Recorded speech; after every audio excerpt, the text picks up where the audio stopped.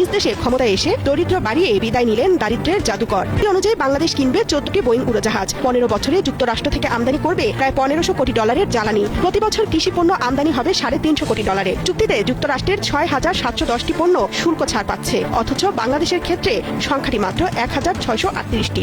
কৃষি খাতের চুক্তি নিয়ে আনু মোহাম্মদ বলেন, এটি একটি অধীনতা অর্থাৎ পরাধীনতার চুক্তি হয়েছে, যেখানে কর্পোরেট পুঁজির প্রভাব বাড়বে এবং কৃষকরা আরো চাপে পড়বে। বিত্তের মতে যুক্তরাষ্ট্রের সঙ্গে চুক্তির ফলে বাংলাদেশের রাজস্ব আয় কমার ঝুঁকি রয়েছে। পাশাপাশি চীন ও রাশিয়ার মতো দেশের সঙ্গে কূটনৈতিক ভারসাম্যেও চাপ তৈরি হতে পারে। ক্ষমতায় এসে ডক্টর ইউনূস নিজের গ্রামীণ ব্যাংক ও এর সহযোগী প্রতিষ্ঠানগুলোকে বিশেষ রাষ্ট্রীয় সুবিধা দিয়েছেন। গ্রামীণ কল্যাণ সংস্থাকে 666 কোটি টাকা বকেয়া কর থেকে অব্যাহতি দেওয়া হয়। গ্রামীণ ব্যাংক পেয়েছে আয়কর রেয়াত। তড়িঘড়ি অনুমোদন পায় গ্রামীণ বিশ্ববিদ্যালয় ও গ্রামীণ ডিজিটাল ওয়ালেট।